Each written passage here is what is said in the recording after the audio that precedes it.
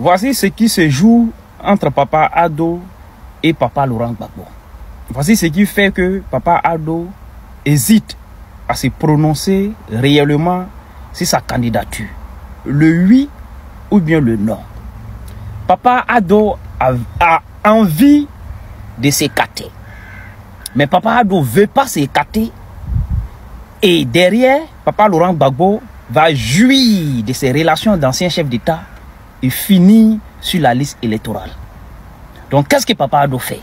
Papa Ado joue le jeu jusqu'au bout pour se rassurer que Papa Laurent Gbagbo est vraiment éliminé définitivement. Que Papa Laurent Gbagbo a mis tout en œuvre, a appelé tous ses contacts et finalement, il n'a pas pu, il n'a pas eu gain de cause. À partir de ce moment, Papa Ado va se retirer calmement. Papa Ado ne veut pas partir pour laisser Gbagbo compétir. Papa Ado veut se rassurer. Si Papa Ado sait que Gbagbo, le président Gbagbo, va faire tout et qu'il y a une petite, petit espoir que Papa Laurent Gbagbo pourra revenir sur la liste électorale, Papa Ado va compétir.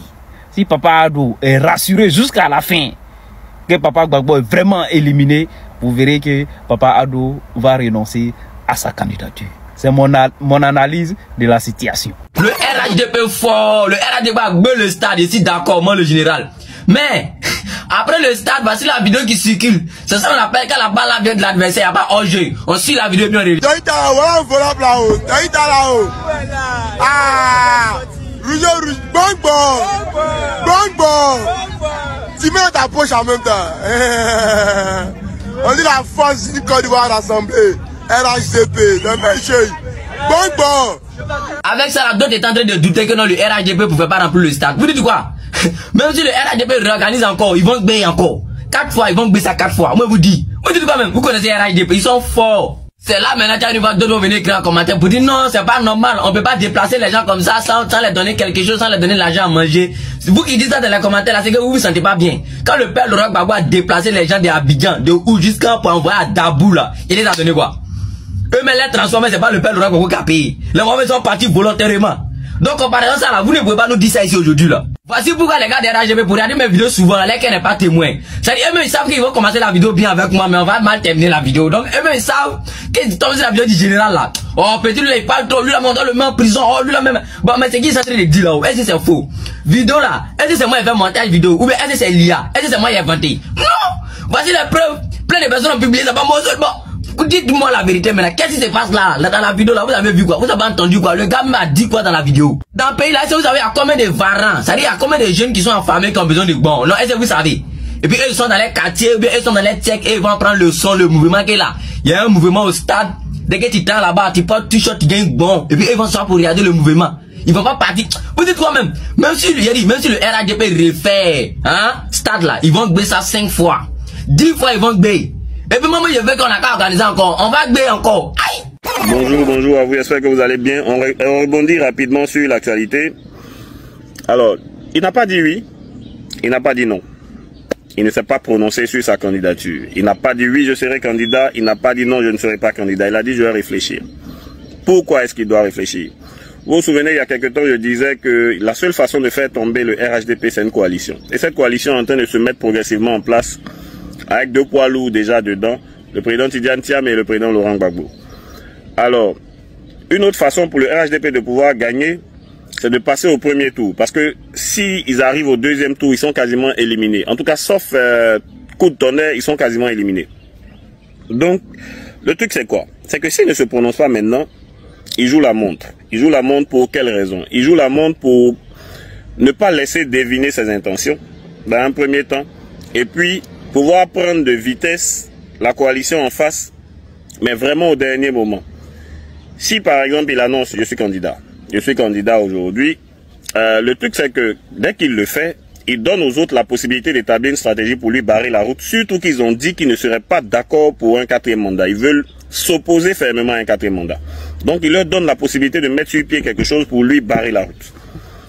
S'il n'est pas candidat et qu'il met un second couteau, un fait valoir, puisque en dehors de lui, on est d'accord qu'en dehors du président Ouattara, il n'y a personne qui puisse rassembler le RHDP comme il le fait. Personne parmi eux. Ne vous laissez pas distraire par l'applaudimètre, ça ne marche pas. Dans la réalité, il y a trop de crises internes entre eux.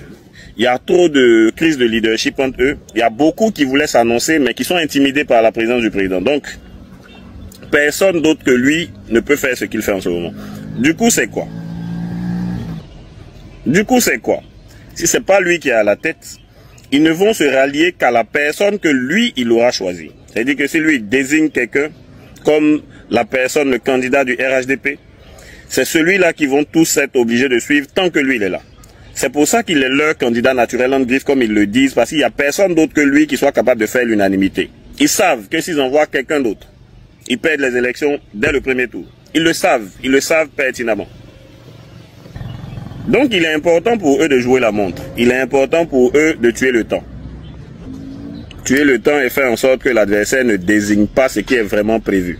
Sortir, jouer ses cartes au dernier moment et puis ne pas laisser le temps aux autres de réagir ni de réfléchir. Parce que bientôt même on rentre dans la période des parrainages. Et pour pouvoir avoir des parrains, il faut avoir été déclaré. La lutte que la coalition mène en ce moment, c'est d'être réinscrit sur les listes électorales.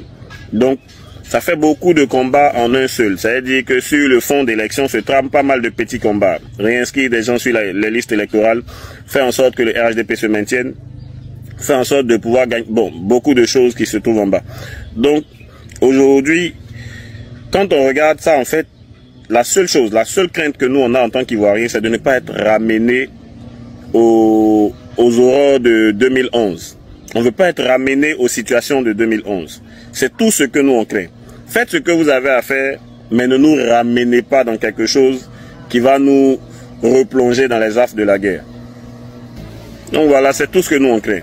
On craint de voir le pays ressombrer. En temps, tout ce qu'on voit aujourd'hui, tout ce qu'on constate aujourd'hui nous ramène inexorablement vers cette situation.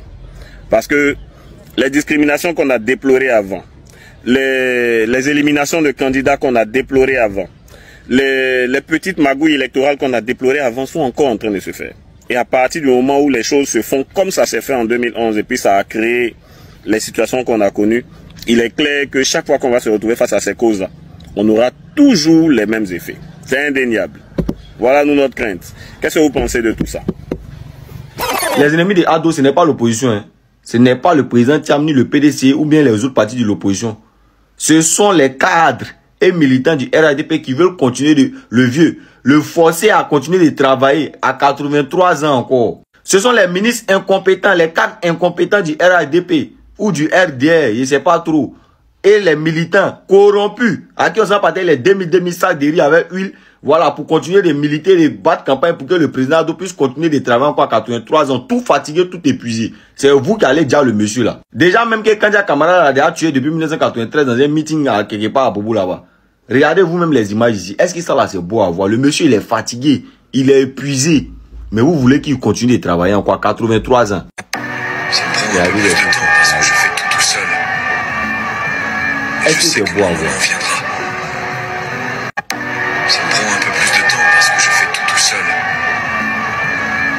Est-ce que quand vous-même vous voyez cela, ça vous plaît?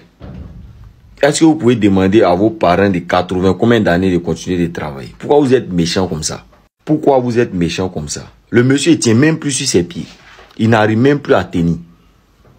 Laissez-le aller se reposer. Laissez-le aller profiter de sa famille. Lui, mais vous a dit qu'il ne peut pas continuer de travailler à cet âge-là. Pourquoi vous voulez le forcer à continuer de travailler? Pourquoi vous êtes méchant comme ça? Pourquoi vous suivez ces gens-là qui ont volé l'argent jusqu'à... Ils ne savent plus ce qu'ils vont devenir après ce monsieur-là. Donc, ils veulent forcément que le monsieur reste là juste pour pouvoir conserver les biens. Pourquoi vous voulez les suivre dans ce qu'ils sont en train de faire? Pour tous ceux qui veulent échanger, ils veulent communiquer, voilà, n'oubliez pas de rejoindre le groupe. Le lien est en bio. Voilà, la communauté. C'est là-bas qu'on parle, c'est là-bas on échange, là-bas on parle de tout. C'est là-bas on envoie tous les docs. Vous avez tous les docs, tous les moments. Venez avec. C'est là-bas on va préparer tout. C'est là-bas on va tout cuisiner. Si TikTok là, on peut pas causer pas. Mais c'est les milliers de messages ici chaque jour, commentaires, mais on n'en parle pas. Il ne peut pas tout voir, hein. Venez. Le lien en bio. Cliquez là-bas et puis venez, on s'en va. Laissez les sorciers qui veulent dire le président Ado là. Il se nomme président du RHDP. Et il veut donner l'impression de décaler à plus tard l'annonce de sa candidature. Et il commence par dire, je vous ai entendu. Tous, vous demandez que je sois candidat à la présidence de la République. Je me prends un temps de réflexion je prends un temps de réflexion pour vous répondre. Quelle réflexion? Il n'y a aucune réflexion. On est dans un parti moutonnier. Et vous êtes leur berger. Tout le monde sait que vous êtes leur candidat. Alassane Dramane Ouattara, gêné aux entournures, pourquoi? Il a violé la Constitution en 2020 pour faire un 3e mandat anticonstitutionnel. Et il s'apprête à la violer en 2025 pour tenter un 4e mandat anticonstitutionnel. Le motif qu'il avait avancé en 2020, le président Gbagbo l'a très bien souligné, c'était de dire mon candidat Amadou Gon Coulibaly est mort précipitamment, ce qui ne m'a pas laissé le temps de préparer une relève. Mais là, il a eu 5 ans. Il dit qu'il y a au moins une demi-douzaine de gens dans son parti qui seraient capables d'être président de la République. Et là, il commence encore à prendre un temps de réflexion. Soit il y a des gens dans le RHDP qui seraient capables d'être candidats à la présidence, soit il n'y en a pas. Quel temps de réflexion il y a? Est-ce que les 6 individus dont il parlait vont apparaître comme d'un chapeau de prestidigitateur pour dessus? Non, Alassane Dramane Ouattara est le seul. Et... I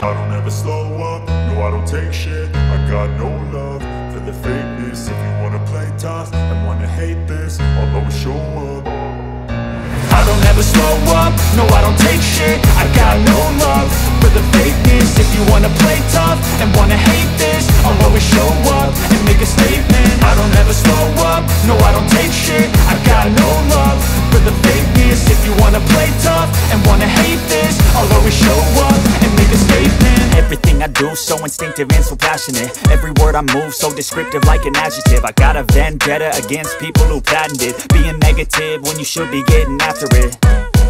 I got facts over tracks, this and that. Spitting slow, spitting fast. I could roast, I could gas. Think I'm okay at last, but I don't know if that can erase all the past. And the pettiness, a reflection of the emptiness. Hilarious, you think you're worth my time, you're delirious. Mysterious, because you hide behind a fake exterior. Inferior, you know I'll always be a bit superior. Get off of me, this ain't no humble brag. I want you to hear words, you can say them back. I want you to feel free from the chains at last, and to believe in what you got, it was built to last. Qui est au pouvoir est rarement et difficilement dans un système présidentialiste comme celui que Ouattara Dramane a mis en place, quelqu'un d'autre que celui qui veut présider à la République. Donc en fait, Alassane Ouattara, ce que je voulais vous dire, c'est qu'il a bel et bien annoncé aujourd'hui qu'il est soi-disant candidat à l'élection présidentielle de 2025, mais qui n'en est pas une. Il n'y a pas élection présidentielle en 2025 en Côte d'Ivoire. Parce qu'on ne peut pas parler d'élection alors qu'il n'y a même pas les conditions pour qu'on parle d'une concurrence loyale. On ne peut pas parler d'élection alors que tous les candidats de l'opposition sont exclus et que ne restent que des pantins fabriqués par le pouvoir. On ne peut pas parler d'élection alors que la Cour constitutionnelle du pays est sous la coupe de Ouattara. On ne peut pas parler d'élection alors que les listes électorales n'ont pas été révisées malgré toutes les observations de l'opposition. On ne peut pas parler d'élection lorsque la commission électorale se permet de préempter, de prendre des décisions qui relèvent du domaine de compétences de la Cour constitutionnelle. Il n'y a pas élection en 2025, en octobre, en Côte d'Ivoire, il y a pour élection. Exactement comme c'est le cas dans mon pays natal, le Cameroun. Celui qui appelle élection, un soi-disant scrutin, où Alassane Dramane Ouattara s'affronte lui-même, où Alassane a affaire à Ouattara, Ouattara a affaire à Dramane, Dramane a affaire à Alassane, Ouattara a affaire à Alassane, Alassane a affaire à Dramane. Si c'est ça qu'on appelle une élection, mais écoutez, il faudrait effacer à tout jamais le chapitre élection dans les budgets des pays africains. Il ne sert à rien de faire des dépenses pour des élections si c'est pour faire ce que M. Ouattara veut faire. Alassane Ouattara, il est comme nos mamans au village. Tu as fait quelque chose de mal, tu sais qu'elle va te tabac, mais tu ne sais pas à quelle heure. Tu sais que ça, la radio ne va pas laisser passer. Petite occasion, elle va te tabac. Mais elle te laisse. Tu es en train de souffler, tu vois, tu t'amuses, tu fais ce que tu as fait, elle sert à manger. Aujourd'hui même qu'il y a beaucoup de gens comme ça. Mais tu ne sais pas ce qui t'attend en fait. Est-ce qu'aujourd'hui elle va te pardonner? Est-ce que demain là, elle va tomber sur toi ou bien c'est maintenant? À quel moment elle va te faire ça? C'est ce qu'elle a en train de faire. On a organisé des giga congrès comme ça. Il y a plus de 100 000 personnes. Et juste pour entendre qui sera le candidat. C'est toi-même ou bien tu as choisi quelqu'un d'autre. Tu viens, tu dis, j'ai compris, mais laissez-moi le temps de réfléchir. Tu as réfléchi à quoi, vieux? Depuis le début du mandat 2020, là, tu savais qui tu allais positionner, ou bien si toi-même tu allais te positionner. Ou bien Dieu. C'est quelle histoire de laisser-moi réfléchir? Tu as réfléchi à quoi ici encore? Tu es 100 mètres, n'est pas ça. Pas arrêter de nous fatiguer. Oh, je l'ai mis suspense. Ah, c'est quel gars qui veut même pas qu'on connaisse un peu ses plans même. On dit, hier là, c'était la journée KO, comme on a dit, le derby là, c'était hier. Soit tu es candidat, soit tu positionnes un candidat et puis on commence à réfléchir à si on doit faire nos barrages. Ou bien, on peut rester un peu. Tu viens de dire, laissez-moi le temps de réfléchir. Tu as réfléchi à quoi encore? Tu as réfléchi à quoi ici encore? On va fatiguer un peu. Pas nous fatiguer. C'est quand même un candidat. Qu'est-ce qu'il y a? Faut dire quelque chose. Si c'est pas, tu as peur de la foule aussi, il faut avoir un petit testo. Une petite publication Facebook.